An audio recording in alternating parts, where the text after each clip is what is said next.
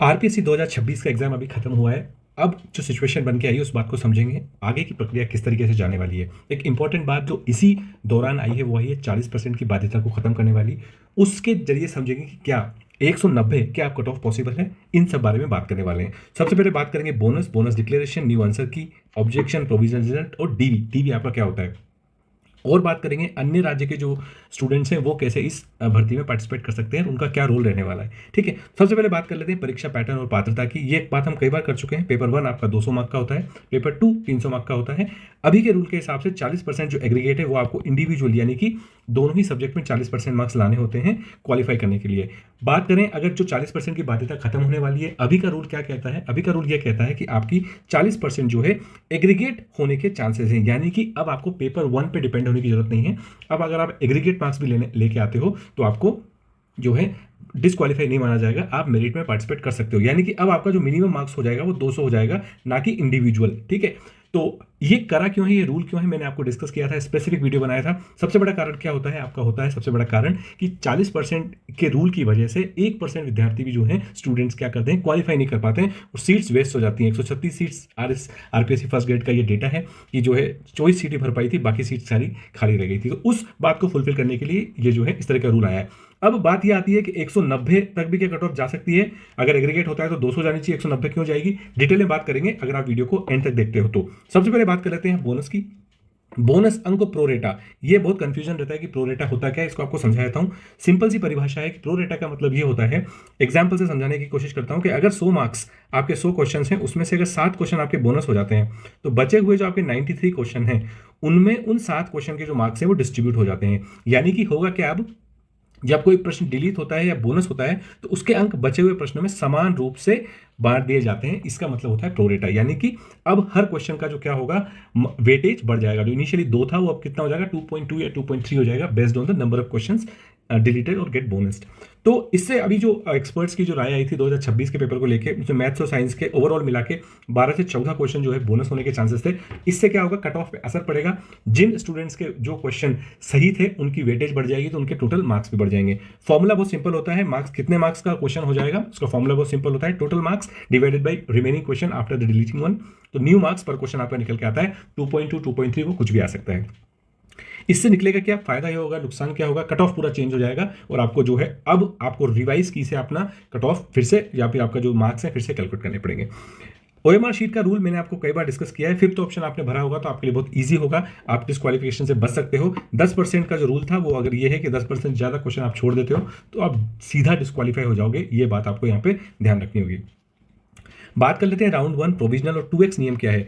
मैंने आपको कई बार ये बात हमने डिस्कस की है, रीट में भी ये डिस्कस की थी कि नॉर्मली होता क्या है, जितने पद होते हैं उससे 1.5x से लेके 2x तक स्टूडेंट्स को जो है इनविटेशन दिया जाता है डीवी के लिए। ध्यान रखना, प्रोविजनल में जो नाम आना फाइनल चयन नहीं है, ये केवल डीवी का टिकट है। उसके 3 सबसे बड़े कारण होते हैं। सबसे पहला कारण है आपका अपात्र उम्मीदवारों को बाहर करना, यानी कि आप जब किन्हीं उम्मीदवारों को जो किसी रीजन की वजह से एलिजिबल नहीं होते हैं, चाहे वो 40% का रूल हो चाहे वो 10% का रूल हो, दोनों की वजह से जो भी एलिजिबिलिटी क्राइटेरिया वो सेटिस्फाई नहीं करते हो, उसके अलावा कई बार स्टूडेंट्स सब्जेक्ट का फॉर्म भर देते हैं लेकिन वो सब्जेक्ट की क्वालिफाई नहीं कर पाते हैं, तो वो सब उन पात्रों को जब आप उम्मीदवारों को बाहर करते हो तो जो सीट्स वो स्टूडेंट्स जो अगर वो कट ऑफ के पार आने वाले थे तो वो सीट्स क्या होती है, डिस्ट्रीब्यूट होती हैं रिमेनिंग नीचे फनल वाले स्टूडेंट्स में, नीचे नंबर वाले स्टूडेंट्स में, इसलिए 2x बुलाना पड़ता है। दूसरा है आपका फर्जी सर्टिफिकेट, जो आपके SC ST के जाति प्रमाण पत्र EWS के अगर सर्टिफिकेट वेरिफिकेशन में फेल हो जाते हैं तो उन स्टूडेंट्स को भी बाहर कर दिया जाता है, जिसके कारण नीचे वाले स्टूडेंट्स हैं उनको मौका मिलता है ऊपर आने का।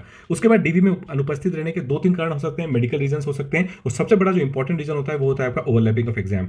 कई बार आपने नोट किया होगा, जैसे अभी रिसेंटली ही जो है आरपीएससी फर्स्ट ग्रेड का रिजल्ट आया है, तो कई सारे स्टूडेंट्स अगर वो ओवरलैप कर रहे होंगे तो वो डेफिनेटली फर्स्ट ग्रेड में अपनी प्रायोरिटी देंगे, तो वो लोग सेकंड ग्रेड से अपना नाम वापस ले लेंगे। वहीं वो डेफिनेटली क्योंकि फर्स्ट ग्रेड में क्वालिफाई कर रहे हैं तो वो हायर रेंज के स्टूडेंट्स होंगे, तो उन स्टूडेंट्स जब बाहर होंगे तो नीचे वाले स्टूडेंट्स को मौका मिलेगा मेरिट में आने का, तो इसलिए नीचे वाले स्टूडेंट्स को भी जो है डीवी का न्योता दिया जाता है। दस्तावेज सत्यापन में डिटेल मैंने वीडियो बनाया है, आप देख सकते हो जाके। करना आपको कुछ नहीं है, अपने SSO ID से लॉगिन करके आपको जो अगर मार्क्स आपके 240 250 रेंज में आ रहे हैं, जो भी आपका सेफ स्कोर रहता है, तो आप ये सब काम अपना रेडी करके रख सकते हो। फॉर्म सबमिट करने के बाद 2 आपको इसके प्रिंट निकाल लेने हैं अनिवार्य रूप से। उसके बाद बात करें आपके राउंड 1, ये बात हो चुकी है हमारी। उसके बाद बात करें टोटल आपके जो डॉक्यूमेंट्स होंगे वो इस तरीके से होंगे: 10th, स्नातक, बीएड, मूल निवासी प्रमाण पत्र, जाति प्रमाण पत्र, आपका आधार कार्ड, वोटर आईडी और आपने जो फॉर्म भरा था उसकी 2 कॉपीज। सबके आपको 2-2 सेट बना लेने हैं, कर लेना है आपको उनको क्या, सेल्फ अटेस्टेड। ठीक है, गैजेट अटेस्टेड वगैरह की अब जरूरत नहीं है, सेल्फ अटेस्टेड आप करके इनको रेडी कर सकते हो। 2 सेट आपको जेरॉक्स के बनाने हैं, 1 सेट आपको ओरिजिनल का रखना है साथ में। ठीक है, सेम फाइल में नहीं, 2 अलग अलग फाइल होनी चाहिए, एक ओरिजिनल की और एक आपकी होनी चाहिए किसकी, जो है जेरोक्स की। मूल निवासी प्रमाण पत्र बहुत इंपॉर्टेंट पार्ट आ जाता है। यहीं पे मैंने आपको बताया था कि अदर स्टेट के जो स्टूडेंट्स होते हैं वो भी आरपीएससी के एग्जाम में पार्टिसिपेट कर सकते हैं, बट प्रॉब्लम बस ये है कि वो किसी भी कास्ट या किसी भी कैटेगरी से बिलोंग करते हो, उनको जनरल में ही पार्टिसिपेट करना पड़ेगा। जो मेरिट है वो उनकी जनरल में ही बनेगी। अगर वो मेरिट में टॉप पर आ जाते हैं तो चाहे वो किसी भी कैटेगरी से हो, उनको जनरल में ही काउंट किया जाएगा, और अगर वो मेरिट में आते हैं तो उनको सिलेक्शन जो है दे दिया जाएगा। कोई दिक्कत नहीं है अगर वो अदर स्टेट से भी हो तो। ठीक है, तो ये बात भी आपको ध्यान रखनी है। अब एक इंपॉर्टेंट बात जो मैं आपसे, अगर आपने वीडियो यहाँ तक देखा है तो मैं आपसे जो डिस्कस करने वाला था 40% वाली। देखो 40% में आपको जो पहला केस था वो तो बहुत सिंपल ही है, जो अभी आपका रूल है। अभी आपका रूल बहुत सिंपल है कि पेपर 1 में भी आपको चाहिए, पेपर 2 में भी चाहिए आपको। मान लो पेपर 1 में आपके 70 मार्क्स आते हैं और पेपर 3 में आपके 150 मार्क्स आते हैं, टोटल मार्क्स हो गया आपके 220, और आपकी कट ऑफ जो साइंस मैथ्स की जाने वाली है वो इसी रेंज में जाने वाली है, तो आपको लगेगा आपका सिलेक्शन हो गया। लेकिन अभी के रूल के हिसाब से यहाँ पे प्रॉब्लम हो जाएगी, क्योंकि आपका पेपर 1 में इंडिविजुअल 40% क्वालिफाइंग क्राइटेरिया को पार नहीं कर पाया है, जो कि होना चाहिए था 80, तो आपका क्या होगा, यहाँ पे डिस्क्वालीफाई हो जाओगे, जबकि आपकी कट ऑफ आपकी क्लियर हो रही है। तो ये वाला जो केस है, इस वाले केस को अब क्लियरली डिलीट किया जा रहा है। अब बात ये की जा रही है कि आपको यहाँ पे पेपर जो एग्रीगेट है, एग्रीगेट आपको लाना है। तो ये एग्रीगेट अगर आप देखोगे तो ये एग्रीगेट आपका 40% से ज़्यादा है, तो आपका यहाँ पे काम हो गया। यानी कि अब ये वाला सिनारियो अगर बना, 35% आपको पेपर 1 में आए और 65% मार्क्स आपको अगर पेपर 2 में आ रहे हैं, तो एग्रीगेट आपका जो आ जाएगा वो 50% आ जाएगा। तो अब यहाँ पे आप क्वालिफाई माने जाओगे, मेरिट में आप पार्टिसिपेट कर सकते हो। मेरिट में आने के बाद आप जो है आपको मेरिट के आधार पे आपको क्वालिफाई, जो भी आपका रैंक होगी वो रैंक आपके आ जाएगी। ठीक है, अब बात करते हैं एक हाइपोथेटिकल केस की। हाइपोथेटिकल केस मतलब शायद अगर ऐसा हुआ तो क्या होगा। केस नंबर 2 आपका बनता है कि 40% आपका जो है पेपर 2 में केवल आपका जो एग्रीगेट ना करके पेपर 2 में केवल फिक्स कर दिया जाए कि पेपर 2 में 40% आने चाहिए, बाकी आपके पेपर 2 पेपर 1 में कितने भी आए कोई दिक्कत नहीं है, आपका क्वालिफिकेशन क्राइटेरिया। तो इस केस में क्या होगा कि अगर पेपर 2 में आपके 120 मार्क्स आते हैं और यहाँ पे आपके कितने भी आए, चाहे यहाँ पे आपके 70 आए 80 आए, कोई फर्क नहीं पड़ता, तो आप 190 मार्क्स पे भी आपका जो है क्वालिफिकेशन हो जाएगा। अगर मेरिट कम जा रही है किसी रीजन की वजह से, तो आप 190 पे भी आप जो बन सकते हो, क्या बन सकते हो, आप रेस में हो सकते हो, क्योंकि रूल ये कहता है कि 40% आपको केवल पेपर 2 में लाना है, पेपर 1 में कोई दिक्कत नहीं है। ठीक है, इस केस के हिसाब से मैंने आपको बताया था कि आप 190 पे भी आपको आप रेस में बन सकते हो, सिलेक्शन हो सकता है, मेरिट में पार्टिसिपेट कर सकते हो। एक तीसरा केस आपका इंपॉर्टेंट बनता है कि 40% को टोटली आपका क्या कर दिया जाए, कैंसिल कर दिया जाए, कि 40% को पूरा हटा दिया जाए। इस केस में केवल मेरिट पे टोटल काम चलेगा। अगर पेपर बहुत टफ आता है और मिनिमम मार्क्स जो है हाईएस्ट मार्क्स से अगर 200 आ रहे हैं, तो यानी कि 170 वाले स्टूडेंट्स को भी आपको मेरिट में लेना पड़ेगा, तो आपका जो है कट ऑफ 170 190 तक भी जा सकती है। इसी पॉइंट पे हम बात करेंगे, पर ये 2 केस ऐसे हैं, अभी तक इस बारे में कोई बात हुई नहीं है। अभी जो बात हो रही है वो मोस्टली एग्रीगेट की बात हो रही है। अगर एग्रीगेट की बात होती है तो 200 मार्क्स आपका जो है फिर एग्रीगेट बन जाएगा। उस 200 का डिस्ट्रीब्यूशन चाहे कैसा ही हो, चाहे वो 60 + 140 हो, चाहे वो 80 + 120 हो, वो कॉम्बिनेशन कुछ भी हो, चाहे वो 90 + 110 हो, कोई फर्क नहीं पड़ता। आपका एग्रीगेट जो होगा वो 40% ज़्यादा है तो आप क्वालिफाई माने जाओगे। तो ये 3 केसेस आपको बनते हैं। कौन सा केस डेटा इकट्ठा करके सरकार एक्सेप्ट करती है ये देखा जाएगा, पर ज़्यादातर चांसेस ये हैं कि ये वाला केस जो है एक्सेप्ट होगा, जहाँ पे आप एग्रीगेट आपको 200 मार्क्स लाने हैं, यानी कि आपको किसी भी पर्टिकुलर इंडिविजुअल पेपर को वेटेज वहाँ पे ना दिया जाए। ठीक है, अगर आपका पेपर 1 अच्छा है तो आप पेपर 1 में हाई ले लो और यहाँ पे लो ले लो, तो भी आपका एलिजिबल आप माने जाओगे। ठीक है, और ये एलिजिबिलिटी और मेरिट में कंफ्यूज मत होना। एलिजिबिलिटी होना 200 मार्क्स पे ये है कि आपको डिस्क्वालीफाई नहीं किया जाएगा। अगर कट ऑफ 200 जाती है तो आप सिलेक्शन हो जाओगे, और कट ऑफ अगर 200 से ज़्यादा जाती है तो आपका सिलेक्शन नहीं होगा, लेकिन आप डिस्क्वालीफाई नहीं माने जाओगे। यहाँ पे एलिजिबिलिटी का केवल इतना सा मतलब है। ठीक है, होप आपको ये बात समझ में आ गई हो। जिन्होंने यहाँ तक वीडियो देखा है, मैं डेफिनेटली बांध के चल रहा हूँ कि उनको वीडियो पसंद भी आया होगा। पसंद आया तो आप लाइक जरूर करना और चैनल को जरूर सब्सक्राइब कर लेना।